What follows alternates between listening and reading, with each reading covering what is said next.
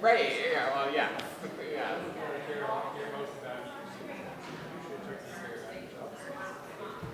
But then also a healthy community.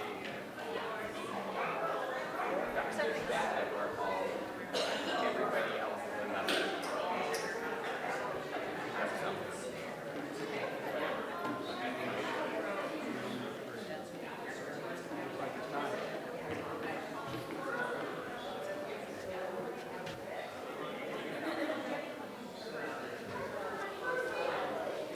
I'll get Tara's attention to make sure we're recording. We ready?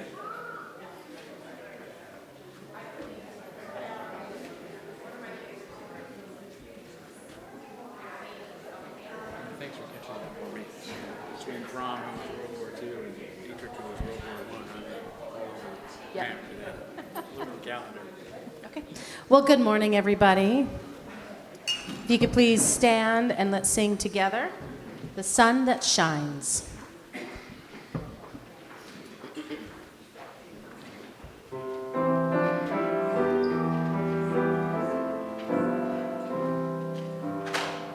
The sun that shines across the sea, the wind that whispers in the tree, the lark that carols in the sky, the fleecy clouds are sailing by. Oh, I'm as rich can be, for all these things belong to me.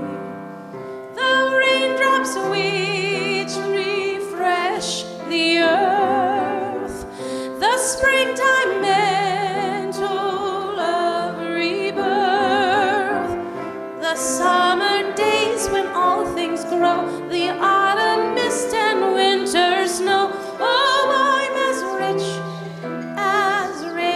can be, for all these things belong to me.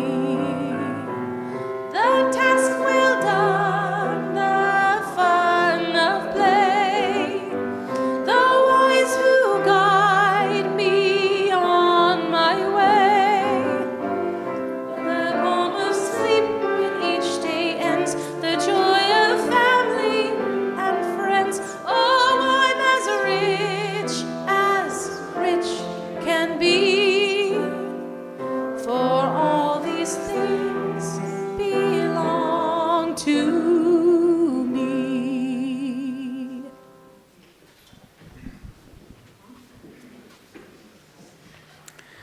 Good morning.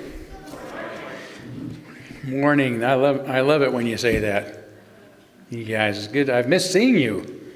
You've been out playing some hockey? Yeah? So have you had fun doing that? Yeah? Getting better and better at it all the time? Oh, good. Well, it's a good excuse to be away from church.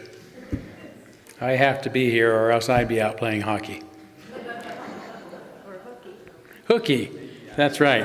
Hooky. That's more like it. Yeah. Well, glad to have all of you here at the Unitarian Universalist Church of Spokane, where we join together to create a nourishing liberal religious home and to champion justice, diversity, and environmental stewardship in our wider world, or as we say in short, to create community, find meaning, and work for justice. Also want to begin by welcoming all of you to this space, all of your unique beliefs, background, lifestyle, experiences, differences, all that helps make you who you are. And this is so those of you who are in the room with us, those of you who might be visiting us for the first time, as well as the many of you who are live streaming with us this morning as well. So welcome to one and all. We're glad to have you. I do want to make mention that that our unity candle is lit at the start of our service. This is something we do when one of our members has passed away. And I got word just last Sunday, actually, that David Deerdorf had passed away after being under hospice care for a while.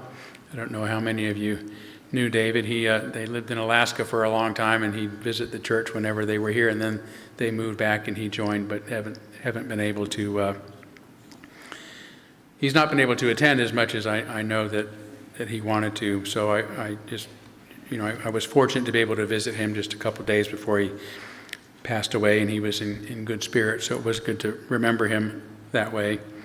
But we're thinking of his family, of course, his wife Madeline, and as well as his children that were the children of he and Susan Wattrig together, children and grandchildren, Angie Deerdorf and her kids that grew up as members of our church as well. So I know they were all very close, and he's going to be missed in their lives. And I'll miss having him around. He used to come in and always had something to say, something to talk about that was interesting, and was just full of life and energy right up until the end. So we will keep this candle lit in honor of his life and memory throughout our service today.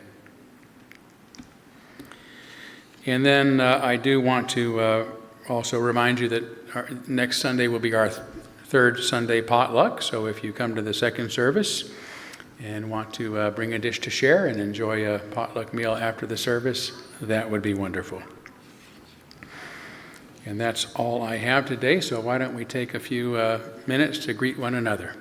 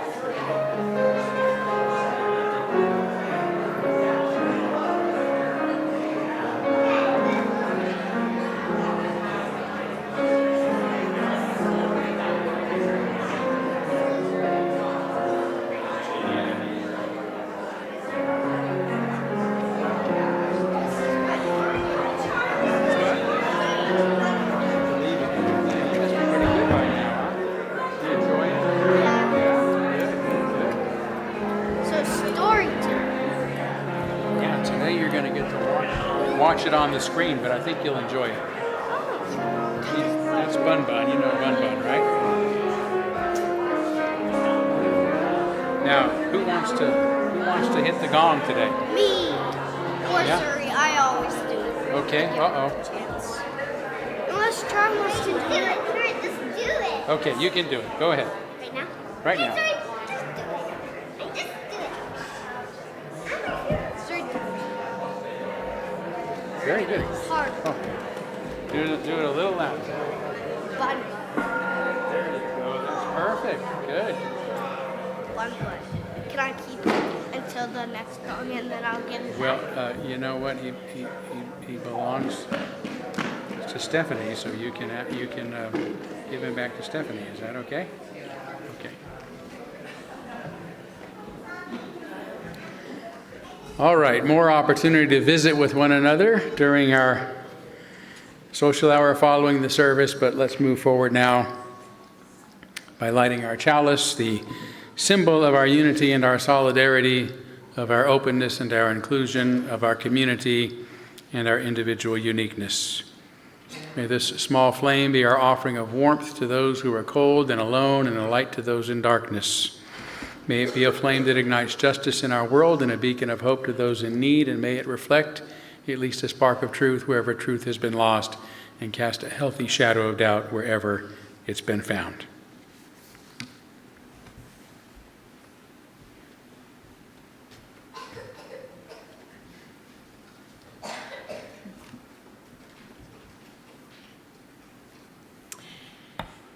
Our opening words are this seasonal reflection from the New Yorker magazine of 1952. From this high midtown hall, undecked with boughs, unfortified with mistletoe, we send forth our tinseled greetings as of old, to friends, to readers, to strangers of many conditions and many places. Merry Christmas to uncertified accountants, to tellers who have made a mistake in addition, to girls who have made a mistake in judgment, to grounded airline passengers, and to all those who can't eat clams. We greet with particular warmth people who wake and smell smoke. To captains of riverboats on snowy mornings, we send an answering toot at this holiday time. Merry Christmas to intellectuals and other despised minorities. Merry Christmas to the musicians of Muzak and to men whose shoes don't fit. Greetings of the season to unemployed actors and the blacklisted everywhere who suffer for sins uncommitted. A holly thorn in the thumb of the compiler of lists. Greetings to wives who can't find their glasses and to poets who can't find their rhymes. Merry Christmas to the unloved, the misunderstood, the overweight. Joy to the authors of books whose titles begin with the word how, as though they knew. Greetings to people with the ringing in their ears. Greetings to growers of gourds, to shearers of sheep, and to makers of change in the lonely underground booths. Merry Christmas to old men asleep in libraries. Merry Christmas to people who can't stay in the same room with a cat. We greet two boarders in boarding houses on 25 December, the duennas of Central Park in fair weather and foul, to young lovers who got nothing in the mail. Merry Christmas to people who plant trees in city streets.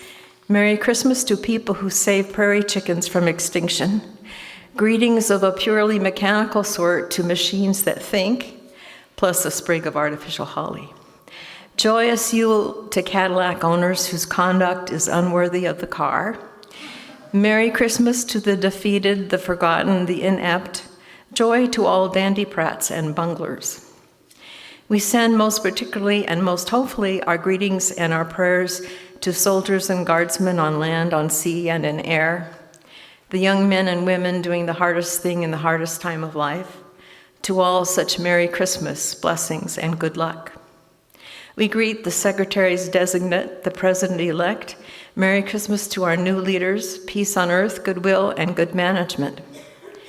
Merry Christmas to couples unhappy in doorways.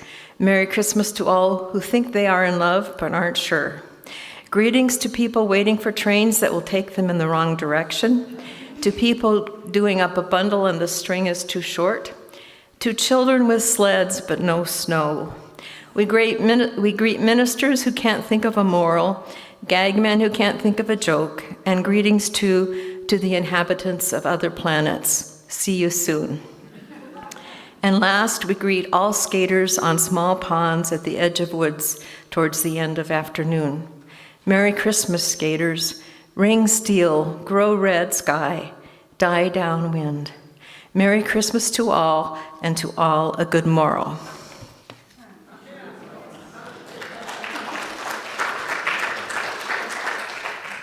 All right, please stand again and let's sing There Is More Love Somewhere.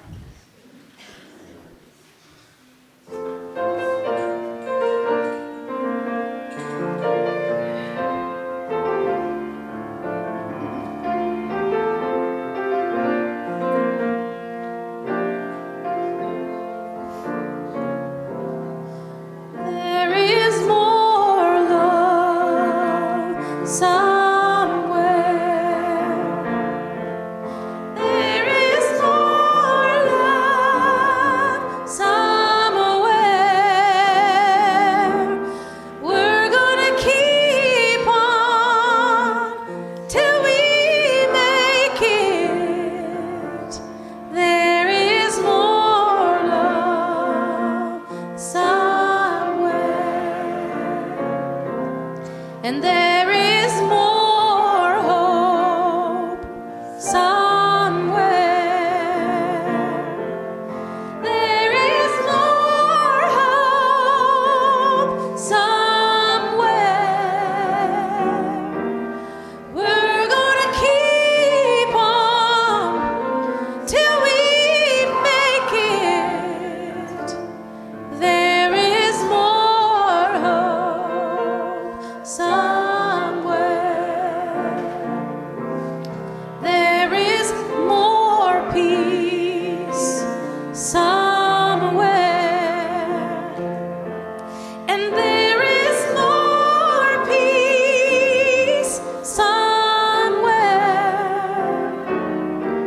'cause we're gonna keep on till we make it, and there is more peace somewhere.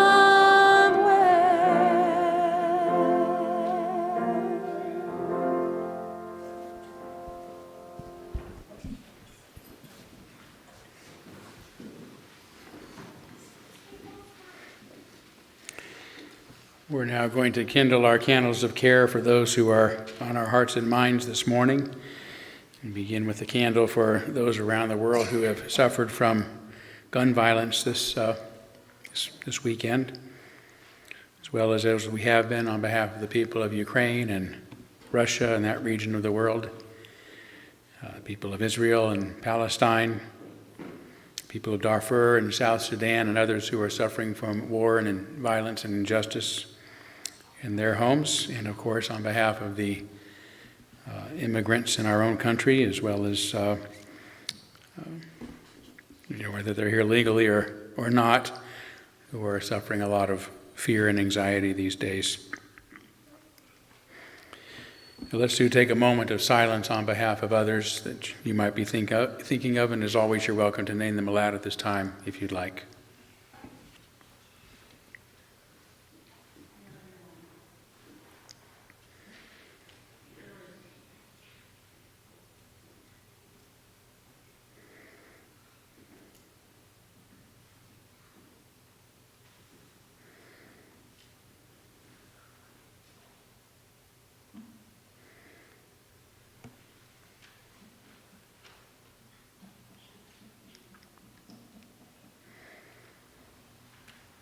Those named aloud and those embraced in our silence, and all those who are suffering in our world at this hour, we hold in our community with compassion. And before we take up this morning's offering, next week will be our third Sunday special collection. I won't be here next Sunday, but it happens that the special collection will be on behalf of my ministerial discretionary fund, which is a fund I use to share your generosity with those who are often in need, members from our own congregation as well as others at time to time. And for the first time in a long time, it's empty. I've spent it all on helping others, and so I'm making a special request today to be aware next week that that's the special collection, and I always thank you for funding it so well that I am able to say yes more often than no when people need help. But right now my answer would have to be no. So making you aware of that I know will be beneficial. So thank you in advance for your generosity next week. And for now we do gratefully give and receive this morning's offering, which helps sustain this community and our mission to the larger world.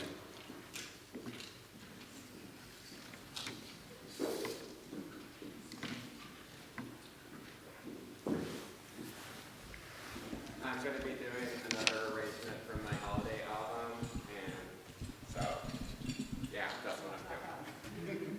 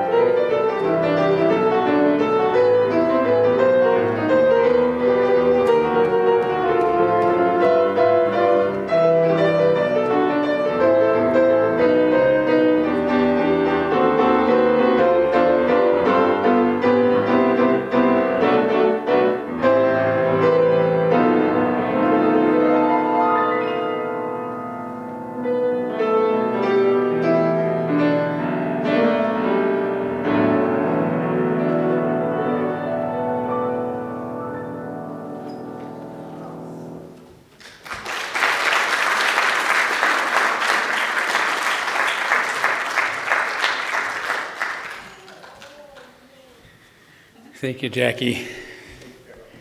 Need I say you're amazing? You are amazing. Well, it is time for our story for all ages, and those of you who would like to come forward, so I want you to be able to see the big screen, because can you see that?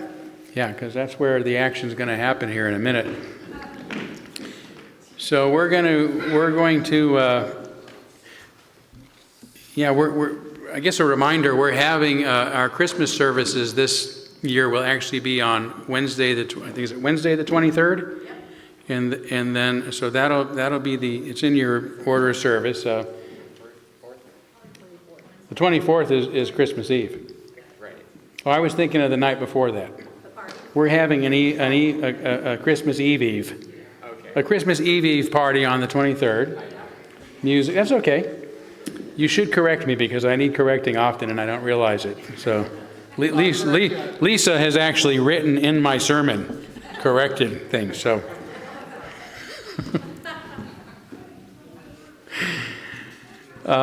anyway, where was I? So we're having our holiday stuff on the 23rd, and then the 24th will be our Cosmic Advent here at the church as well. So I'm not going to actually have a Christmas service on a Sunday this year because Christmas kind of falls in the middle of the week.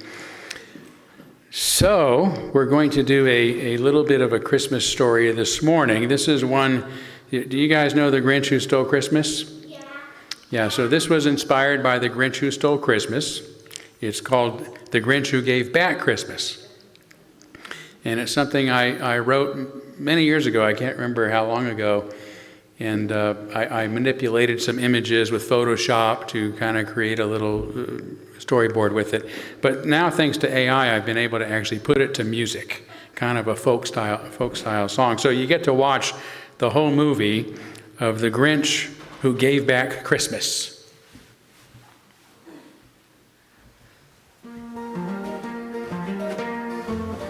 You've heard of the Who down in Whoville, no doubt, and of the Grinch who stole Christmas, you know all about how he dressed up like Santa to steal everything, 'cause he hated to hear the Who feast and to sing.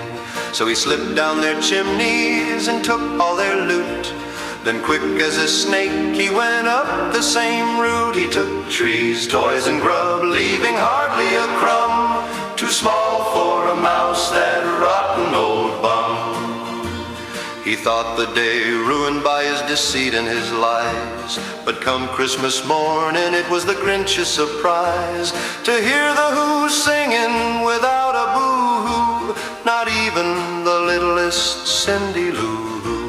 It said in that moment his head turned around and his heart grew 3 sizes because of the sound. And he brought back the toys and the food for the feast, and himself, the Grinch, carved the roast beast. That's the story you've heard, though not word for word, about how a Grinch found a grin when he let the song in. But what happened next has never been told, about an army of Grinches who wanted Who gold.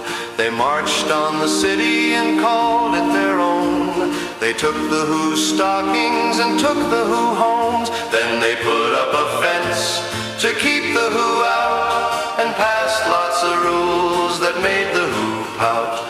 The Who couldn't figure what they done wrong, except for just being Who and singing Who songs. So the Grinches explained, it's because Who are you, and you are not us. And with those who aren't, there's not much to discuss. That's when Grandmother Who had a brilliant idea. Let's sing our Who songs for the Grinches to hear. Then they'll know who we are, and that they are like us.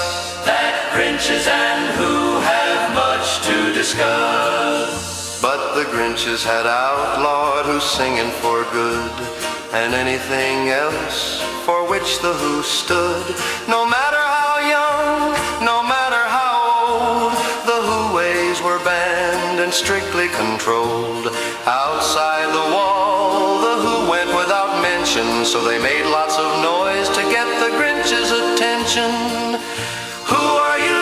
The Grinches replied, and you are not village, locked out of their homes. The Who without Whoville had no place to sack, so they climbed up the mountain and into the cave of the Grinch who stole Christmas and then gave it back. They told him their story as blue as was true. Then some of them boo-hooed, even little Cindy Lou. There's no need to worry, my sweet little tot. I know those old Grinches and I've got a plot. Still wearing his red coat, white fur on its edge, he called his dog Max and readied his sledge. Down into Grinchville he rode quick and sure, then snuck into the houses like he'd done before. He took every last morsel and every last stick. He blew out the candles and pilfered their wicks. When a mouse went for the crumb that he'd left on the floor, he even lifted the rodent before taking the door. It took him all night, but he got his work done while the Grinches were sleeping, yes, every last one. He packed up his sled with a sack big as 10 houses, then he pushed and he pulled with some help from the mouses. 3,000 feet up on the top of Mount Crumpet, he rode to the summit with no plan to dump it. He unharnessed Max and yelled out of the way, then with a grin on his face he gave shove to the sleigh. Down, down, down it raced, fast as could be, as he called to the Who, come on, follow me. Packed with all he had stolen, 10 houses tall, the sleigh crashed with such force that it took down the wall. The Grinch and the Who rushed in through the hole, but the Grinches corralled them in no time at all. Sing, the Grinch shouted, now is your chance. Sing, sing, sing, while there's time for a stance. So the Who linked their arms and they started to chant, even though the town mayor yelled, you can't. Still the Who sang of love, and they sang of peace, and they sang of justice and equality.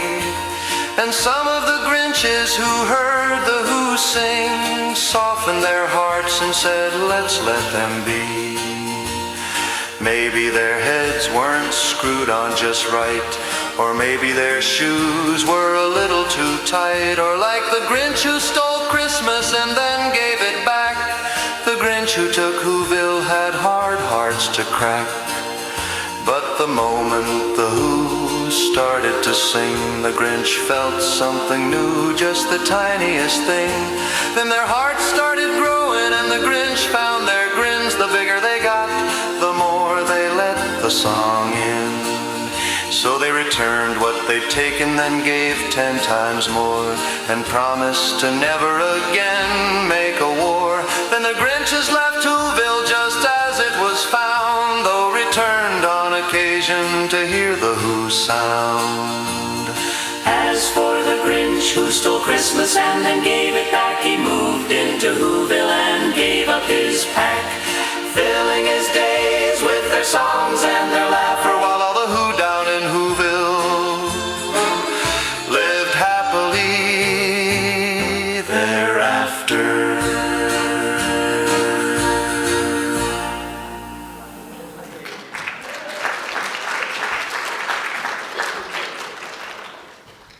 All right, was that a good Christmas story? It's okay? All right, good. Well, would you guys like to go to Children's Chapel? Should we sing you out, as we say?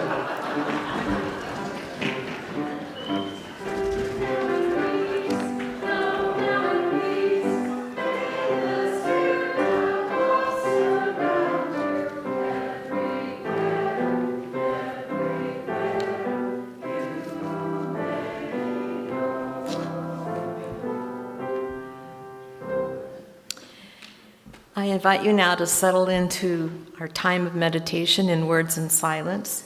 This meditation is a poem by Pablo Neruda, translated from the Spanish. Find a comfortable, receptive posture. Close your eyes if you wish, and take some deep breaths. If each day falls inside each night, there exists a well where clarity is imprisoned. We need to sit on the rim of the well of darkness and fish for fallen light with patience.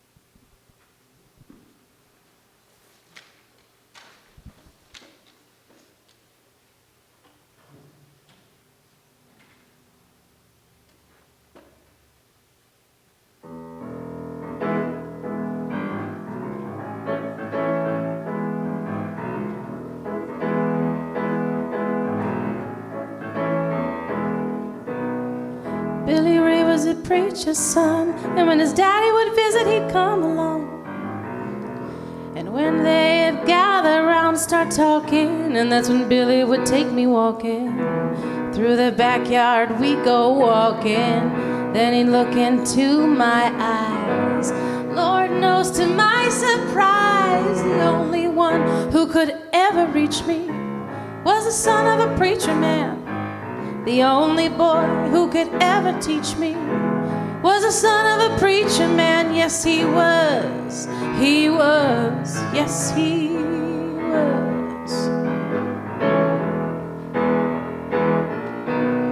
Well, being good isn't always easy, no matter how hard I try.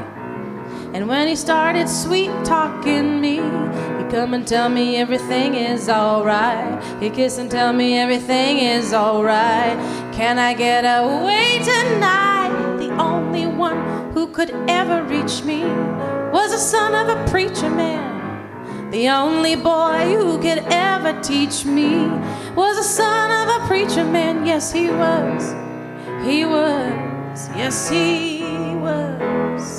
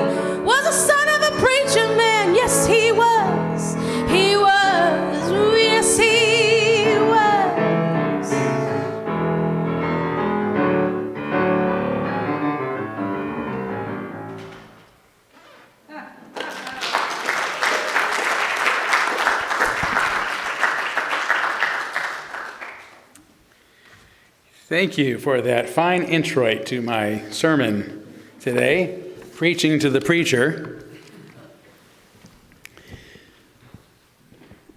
Morihei Ueshiba, who is the founder of Aikido, once said that life is growth. As soon as we stop growing technically and spiritually, we're as good as dead. And this principle is fundamental to how I live my life, and I think is also the secret to being a good preacher. And I say preacher, not a speaker, because I speak to the same audience almost every week, year after year, right? Which means that what I say needs to always be fresh, interesting, and relevant. If I were an occasional speaker, I could focus on a particular area of interest and expertise and give the same speech to different audiences, tweaking it a little here and there. But as a preacher, what I say would soon become boring and irrelevant if I only delivered what is essentially the same sermon each Sunday. Of course, there are many religions with preachers and ministers and faith leaders who do exactly that. In fact, exactly that is precisely what is expected of them. As a student of the Christian ministry, especially as a former Southern Baptist, we were taught to always speak from one source, the Bible, and from that tradition's very particular interpretation of it, always leading to a message that ended up talking about the greatness of God or the Lord Jesus. Over the years, I've often had some from other traditions ask, befuddled, well, if you don't speak from the Bible, what do you speak about? And it's an odd question when you consider the great and countless number of inspiring sources there are, the writings of all religions, along with poetry and philosophy and psychology and science and virtually anything from which I might gain insight that's worth passing along.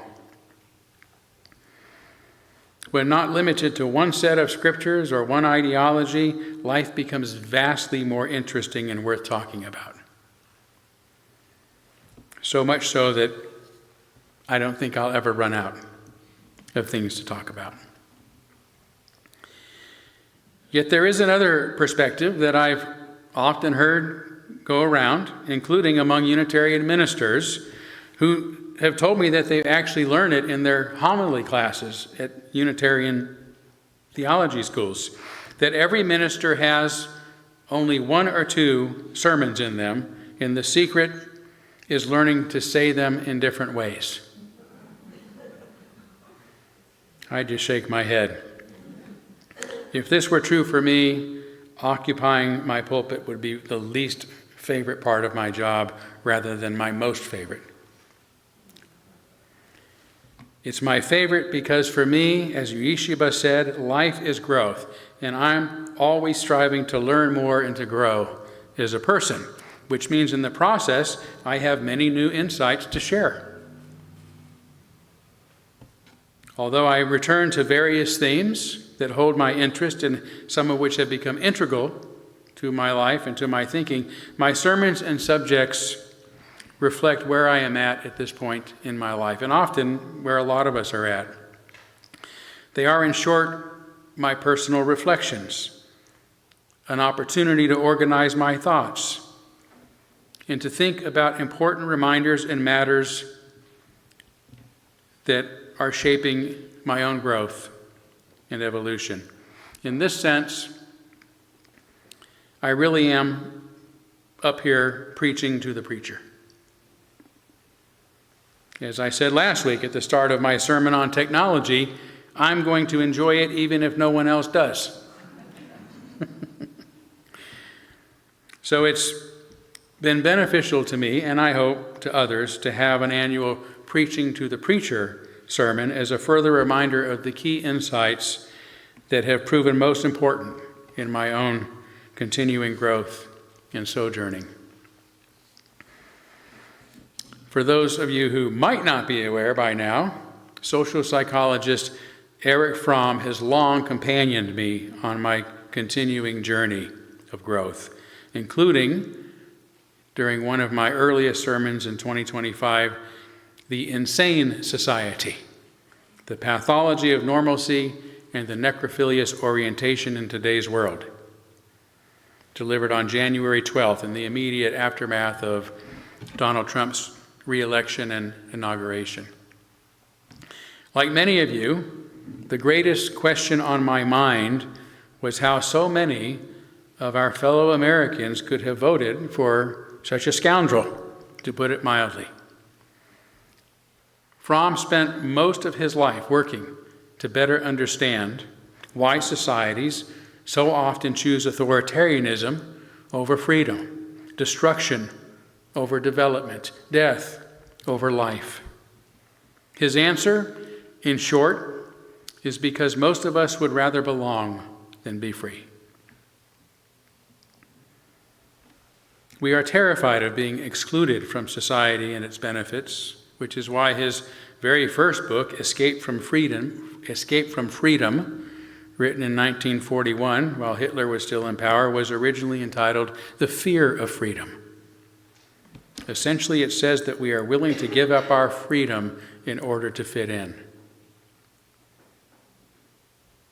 In this particular sermon, I focused on what Fromm referred to as the pathology of normalcy in his 1955 book, The Sane Society, in which he argues it is possible for an entire society to go nuts.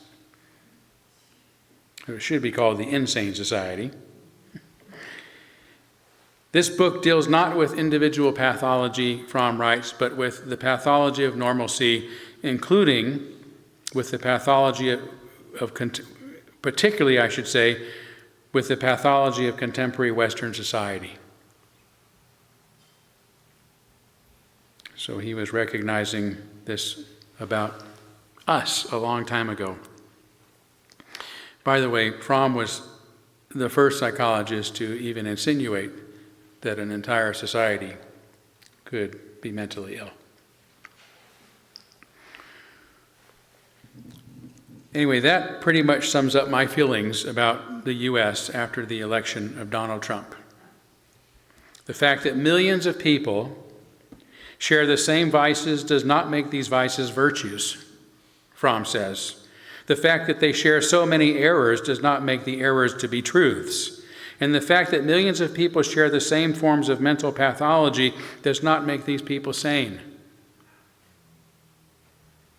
He also uses the term consensual validation to describe the thinking of those who believe their vices, ideas, and pathologies must be right just because lots of people share them. So these two terms, pathology of normalcy and consensual validation, have struck me this year as useful frames for understanding what's happening around the world, including here in the U.S. During the past year, I also read one of Fromm's final books for the first time, The Anatomy of Human Destructiveness, written in 1973, based on his very in-depth study of the authoritarian mindset. It was the basis of my June 29th sermon, How to Survive Rampant and Malignant Narcissism, Death, and Destruction. What a title, huh? In it, he continues to remind us that it is freedom, not submission, to the will and mind of an authority that, in his words, is the condition for the full growth of a person, for one's mental health and one's well-being. Freedom. It is essential for us to be free, to be healthy. Yet we have often chose leaders who, he says, all too frequently use the slogan that they are leading their people in the battle of freedom, when in reality their aim has been to enslave them. This sermon was part of my continuing attempt to understand the mind of Donald Trump and what remains for me his unthinkable election to the White House twice. Although controversial, many psychologists have publicly labeled Trump a malignant narcissist, a condition based on Fromm's discussion of what he terms malignant forms of narcissism and necrophilia that contribute to a syndrome of decay that he says represents the quintessence of evil. It is at the same time the most severe pathology and the root of the most vicious destructiveness and inhumanity. Without saying more about this today, it is an explanation that has helped me understand Trump, and tragically one that seems to be confirmed anew each day. But the more troubling question again is, how could so many American voters, slightly more than not, have chosen to put such a troubled human being into office? To answer this question, Fromm outlines three kinds of social systems. The revolutionary humanistic system, which he says values life, growth, creativity, and the unfolding of human potential. There haven't been a lot of societies like that, but there have been some. The authoritarian system, marked by submission to power, rigid hierarchies, and the suppression of individual freedom. The authoritarian is obviously a downward grade from the revolutionary humanistic ideal, but the most destructive is what he calls the necrophilious orientation, characterized by a fascination with death, control, and mechanical order that was embodied, for example, in Nazi Germany, where he says destruction and domination were ends within themselves. Right, that's the whole point. That's the whole point of existence, is to destroy, to tear apart, to make life miserable. And this explanation has helped me understand why my fellow Americans who voted for Trump, or voted for Trump, I should say, who were perhaps acting from an authoritarian impulse to force others to accept their wills by unwittingly voting for a man who only knows how to destroy, covering rose gardens with concrete, bulldozing the east wing of the White House are among the most minor examples.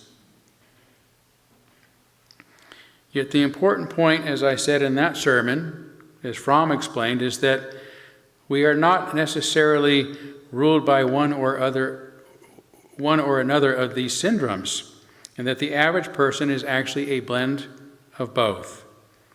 Those who helped Trump, or elected Trump, I should say, are not sinister. Like most of us, they recognize things have to change. They want things to change. They just made an authoritarian choice to force that change on others.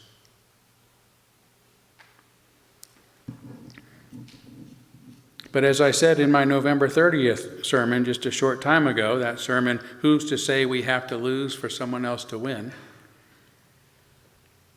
The same malignancy that's overtaken much of the world is also sweeping through our Unitarian congregations and communities. In my 31 years as a Unitarian, 26 of them as a Unitarian minister, the hostility that I've witnessed and experienced within our denomination and in our churches in recent years is as shocking as it is unprecedented. This virulent epidemic of the mind and heart has seriously weakened our commitment to the very tolerance that once immunized us against it. And this helps me recognize that the line between many Trump voters and those who voted against him is a thin line. Those who didn't cannot hold animosity in their hearts against those who did, especially when too many on the left treat those they disagree with just as dreadfully, condemning, canceling, and forcing them to go along with the crowd or else. The majority of Americans, as well as most people in the world, need to shift toward that humanistic, revolutionary mindset if we want to make the world better, because that's the only way to get there.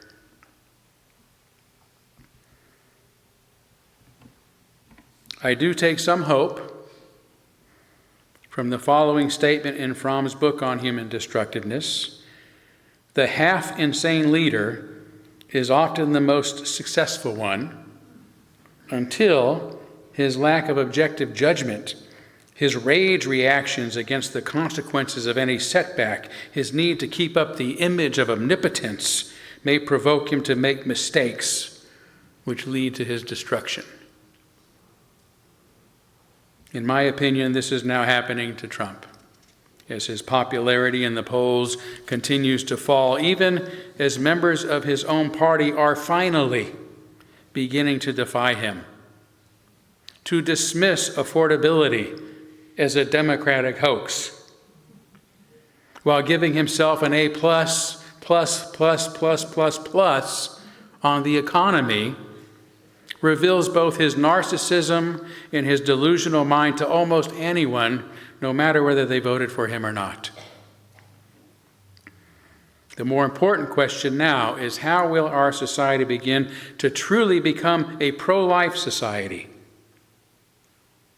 By turning toward true freedom, tolerance, and the growth, creativity, and unfolding of every person.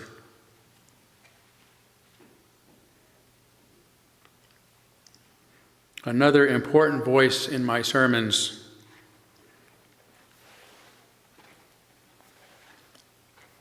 at least in my life during the past year, has been Reverend John H. Dietrich, the father of religious humanism, who was also the minister of our Spokane pulpit a century ago, more than a century ago now. In my attempts to promote his relevance to our religion and to today's world by occasionally delivering one of his old sermons, he has become increasingly relevant to me. For example, I've long considered myself cosmopolitan in my thinking, meaning that I consider myself more of a citizen of the world and of humanity than I do an American. I've also long believed that nations are false and fictional concoctions meant to divide the human family. But when preparing to give Dietrich's 1919 sermon on nationalism and internationalism in May, my mind shifted. In spite of the fact that there are those who hope for the day when all international boundaries shall be removed, Dietrich counters, when there shall be no more divided humanity, I am inclined to agree with the very ancient saying, boundaries are sacred. Boundaries are practically necessary in every form and phase of existence. He admits, from the idealistic point of view, patriotism looks small compared to cosmopolitanism. To love the world seems so much nobler than to serve one little country. He calls this an anti-internationalist view, yet says, to love one's country should not mean to hate all others, any more than to love one's home means to despise all others. In fact, a real love of one's country implies respect for the loves of other peoples. How, after all, can we not feel closest to the land, people, and culture where we are from? Instead of rejecting such sentiments, Dietrich contrasts a low understanding of patriotism, defined by empire, power, glory, flag-waving, military pageants, and slogans like Deutschland über alles, Germany above all, Britannia rules the waves, and America first. With a higher notion of patriotism, defined, as he says, by love of country in terms of literature and art, social progress, and ethical idealism. To one such as this, he says, one's land is the realm of beauty and goodness. It is the place where happy, prosperous, and noble people live.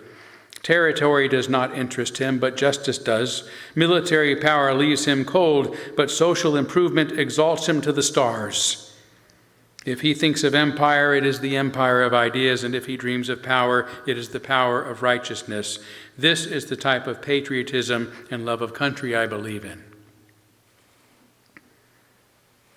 This sermon shifted my thinking on the subject in a way that I articulated in that recent aforementioned sermon, Who's to Say We Have to Lose for Someone Else to Win?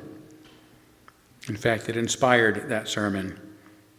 I say, I want the U.S. to succeed, but I also want China and Russia and Israel and Palestine and North Korea and Iran and Venezuela and all the people around the world to succeed, because I don't lose just because they win. And I want them to win. It's okay to take pride in and love the place, the people, the culture from which I sprang, from which we spring, while also caring about the welfare of people everywhere.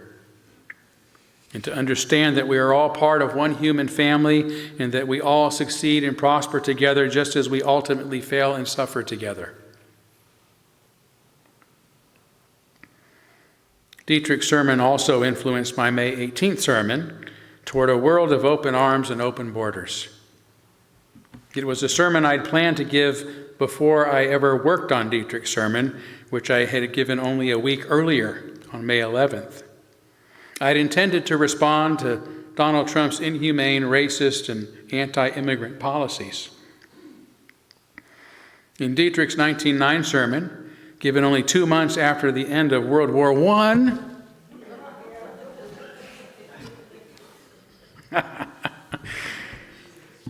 hey, Fromm and him were on two ends of the war, so I got a little confused this morning.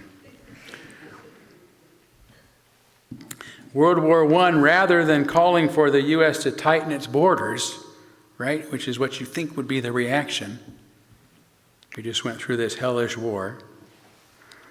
Rather than calling for the U.S. to tighten its borders, he spoke in anticipation of an international peace conference and of the possibility of it establishing, in his words, some kind of league or fraternity of nations which will assure us that fighting on a universal scale will never again blast the earth, making it possible that an Englishman will not be a foreigner in America any more than a Pennsylvanian is a foreigner in Minnesota.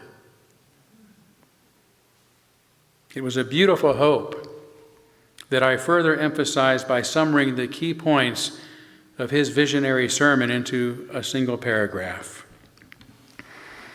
which is worth repeating here. There are many who tell us that until we have moved beyond this present resting place of the nation with its borders and boundaries and barriers, we cannot hope to construct the fabric of that ideal internationalism of which the prophets have dreamed. To love one's country should not mean to hate all others any more than to love one's home means to despise all others. We must learn that the interests of the whole are greater than the interest of any one part. This does not mean that we should not love the nation to which we belong. It means rather that where there is a clash between the interest of our nation and the world at large, we must recognize the supremacy of the interest of humanity to those of the nation. That beyond the nation is the world, and beyond the people of one country, the great circle of humanity. And I believe the day will come when we shall recognize that our first and highest duty is to mankind as a whole and not to any single section of mankind. And each nation will grant the right of interchangeable citizenship so that no dweller in a new land will need to go through the process called naturalization.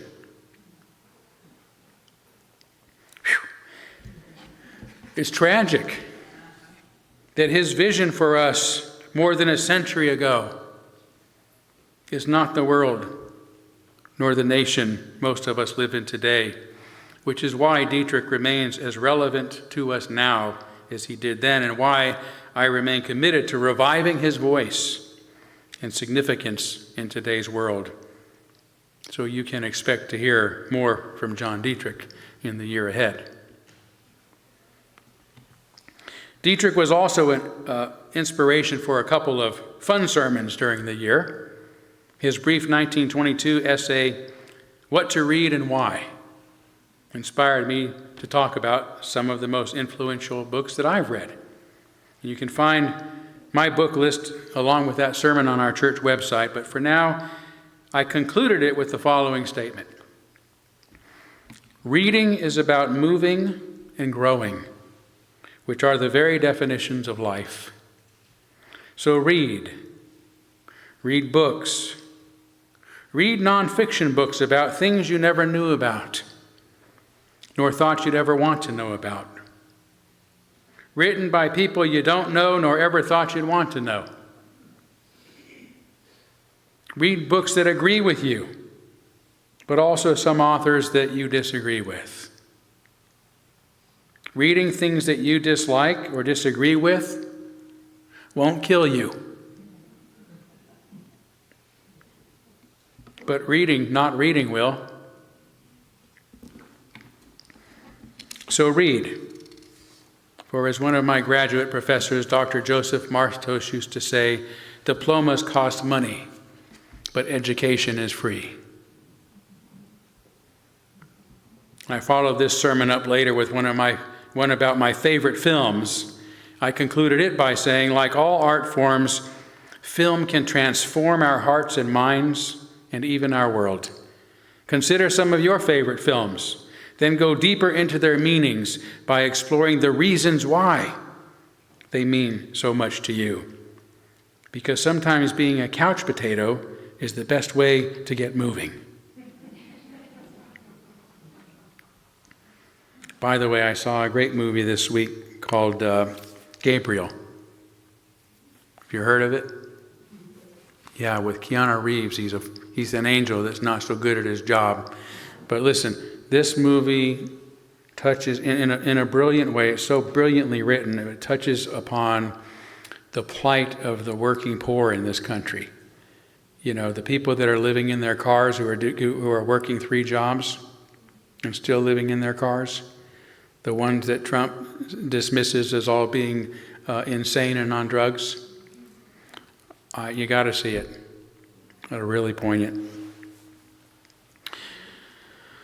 So finally, as far as preaching to the preacher goes, in my commitment to helping others cope with our era of exponential change as we move toward the coming technological singularity, I have also spoken frequently about the singularity, artificial intelligence, and other technologies by reminding us, as the authors of Super Agency so perfectly say, you'll never get the future you want simply by prohibiting the future you don't want. Right? We have to, instead of concentrating on what we fear, concentrate on what we want and working to make it happen. But rather than merely speaking about the topic, I've increasingly tried to demonstrate the promise of such technology by including moving and meaningful music that I've created with it, only in recent months since that magic wand has been made available to me. And I want to conclude today with an example that is also another first for me, something that's just become possible.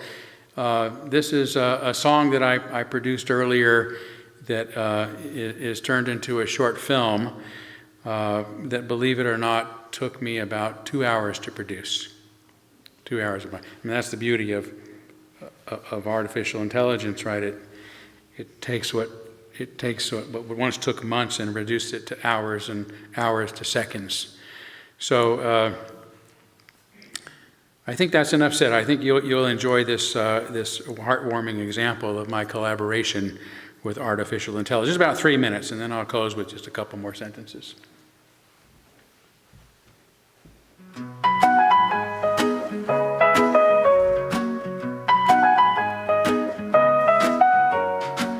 I took a rocket past the Milky Way.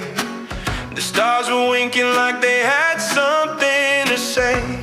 Landed on a world so green, so blue. Then I saw her eyes and the cosmos felt brand new. Oh, she's my cosmic serenade,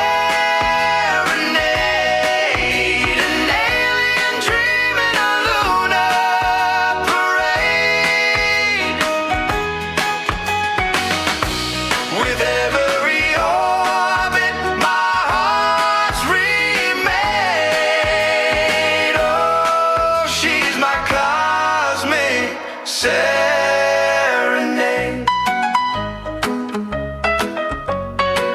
Her voice was music like Saturn's rings.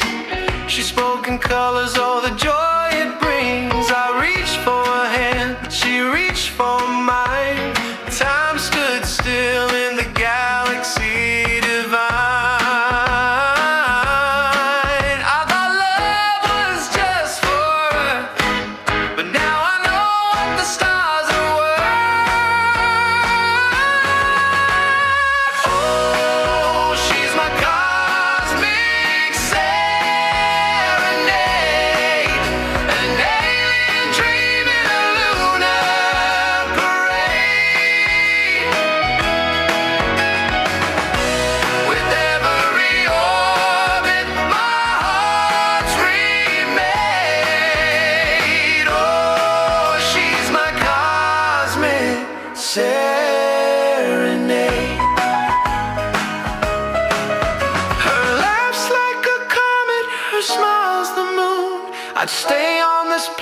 to the end of June. The galaxies may spin, the suns may fade, but forever she'll be my cosmic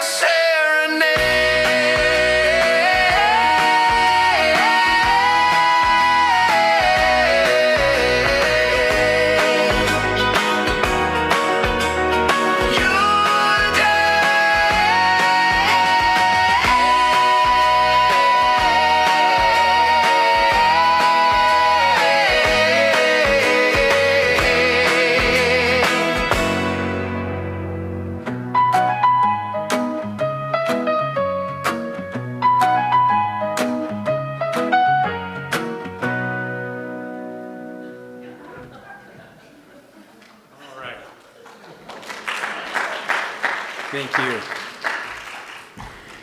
Thank you. That was I had a lot of fun putting that together, for sure. I don't know what I'm going to say in the coming months. Some of it will be reflective, some responsive, some fun, some creative. But whatever I talk about, I'm confident I am not going to run out of things to say, because I'll keep searching. And I'll keep growing, and it will remain my greatest privilege to continue sharing that journey with you. Thank you.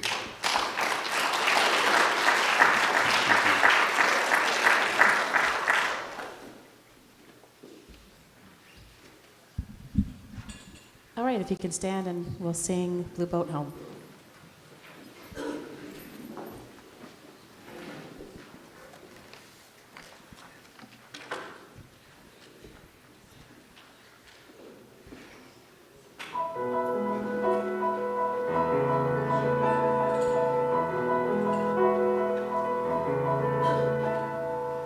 Though below me I feel no motion, standing on these mountains and plains, far away from the rolling ocean, still my dry left heart can say, I've been sailing all my life now, never harbor or port have I known. The wide universe is the ocean I travel, and the earth is my blue boat home.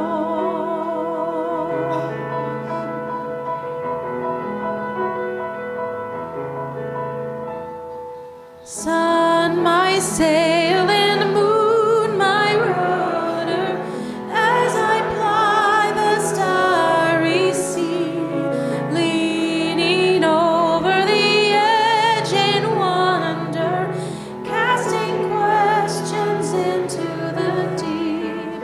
And they stay with life's companions, all we kindred pilgrim souls, making our way by the lights of the heavens in our beautiful blue boat home.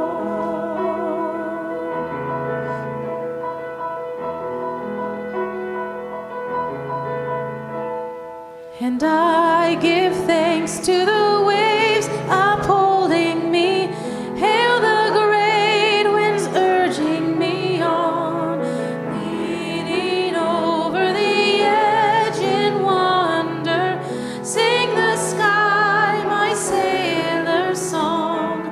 I was born upon the fathoms, never harbor or port have I known. The wide universe is the ocean I travel, and the earth is my blue boat home.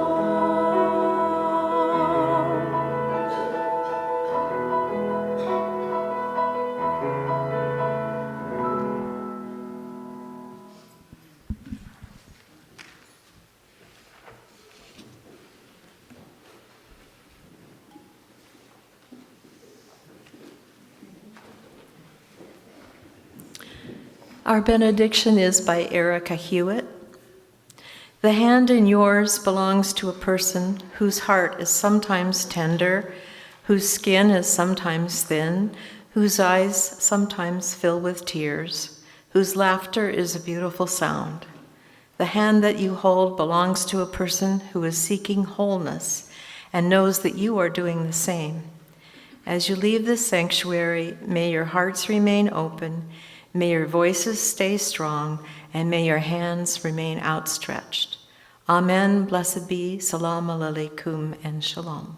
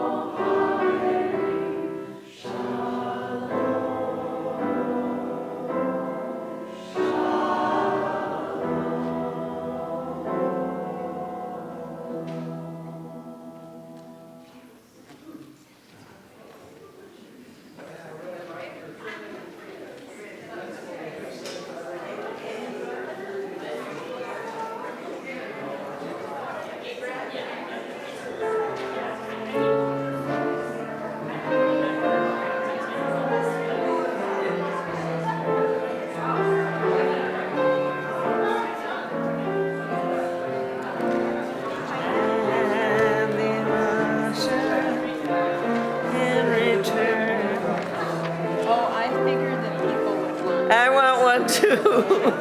So this is, it starts there. You want one too, and you want one. Do you have another one? I do here.